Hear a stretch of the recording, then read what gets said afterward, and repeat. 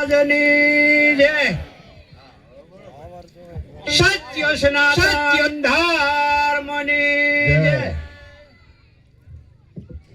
બે વસ્તુ એવી છે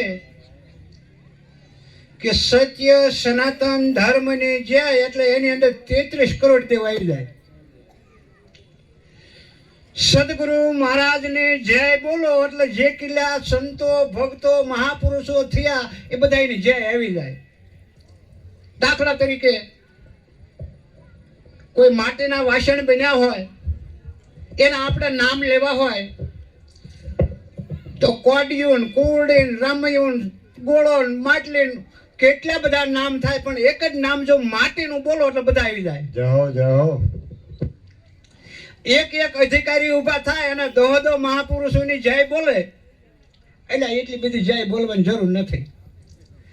એક સદગુરુ મહારાજની સત્ય સનાતન ધર્મની આ બે જય બોલો એટલે મારા બાપલા બધું આવી જાય. બીજું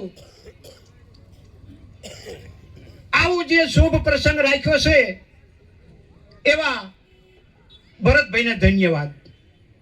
કારણ કે જેને સદગુરુનું તન મળ્યું, જેને સદગુરુનું મન મળ્યું અને જેને સદગુરુનું ધન મળ્યું, એ તન મન અને ધનનો જે આજે ઉપયોગ કરી રહ્યા છે એવા ભરતભાઈને, એમના પરિવારને, સર્વેને ખૂબ ખૂબ ધન્યવાદ.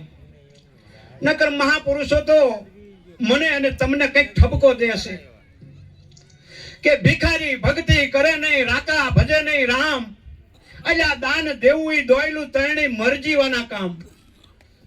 ભિખારી એટલે ઓલા કાગળિયા વીણતા હોય ઈ નહીં હો, કોઈ ઝૂંપડામાં રહેતા હોય ઈ નહીં, પણ જેનું મન ભિખારી હોય, સદગુરુ મહારાજની પ્રાપ્તિ થઈ હોય, ધનની પ્રાપ્તિ થઈ હોય, પણ મન ભિખારી હોય ને ભક્તિ ન થઈ શકે. એટલે આ ભક્તિ તો ન થઈ શકે, પણ આવું ધાર્મિક કાર્ય પણ ન થઈ શકે. જેનું મન રાકું હોય એને મહાપુરુષોએ ઠપકો આપ્યો કે રાકા ભજે નહીં રામ.